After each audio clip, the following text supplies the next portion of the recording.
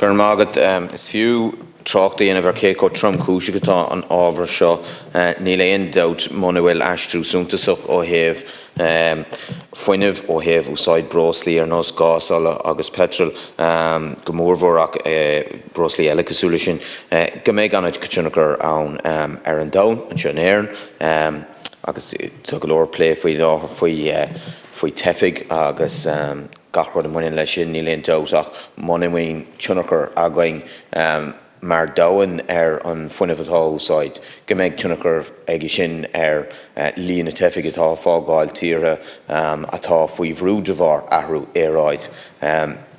It is worth reflecting on the seriousness and the weight of the challenge in which we face. There is no doubt but that the world is at a very dangerous juncture, that communities, societies, countries all over the world, and particularly in the developing world, face very serious consequences, face very concerning situations, and here in Ireland as well, because of climate change. And there is no doubt about the need to act. I commend those Deputy Connolly, Pringle and Collins for bringing forward this motion. The Fossil Fuel Divestment Act was a step forward at the time. We certainly agree with that.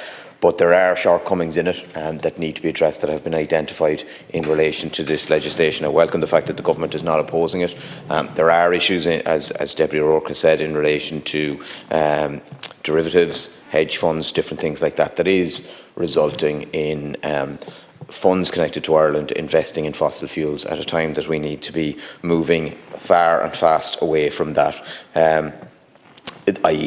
It is worth acknowledging, I suppose, maybe that the news from COP as we stand here is more positive than maybe it might have been 24 hours ago, but it is a source of regret that our expectations maybe are so limited that what seems welcome really is possibly a step below the very least we should be expecting in some respects. There is no doubt but that while it is the only game in town, while it is the forum, the mechanism, what the targets that have been set are disappointingly unambitious, and that needs to be something that is tackled.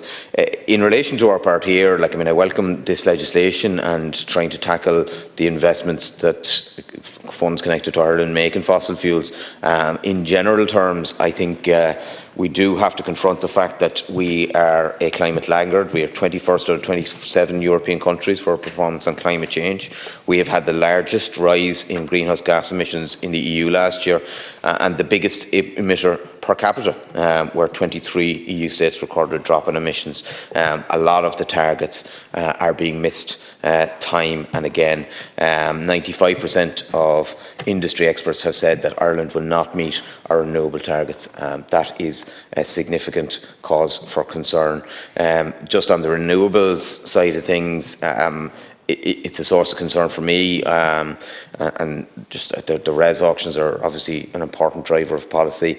The price for the most recent one at €100.47 per megawatt hour, significantly up on RES 1 and RES 2, which were 97.87 per megawatt hour and 74 euros and 8 cents per megawatt hour respectively. So that's the highest bid price yet, at a staggering cost really, and on top of that the smallest volume of renewable energy to date. So an awful lot to do. The potential of Ireland to be a world leader in terms of renewables is huge, but the issues with the grid and the fact that we are, I think we are drifting significantly from our targets needs to be addressed.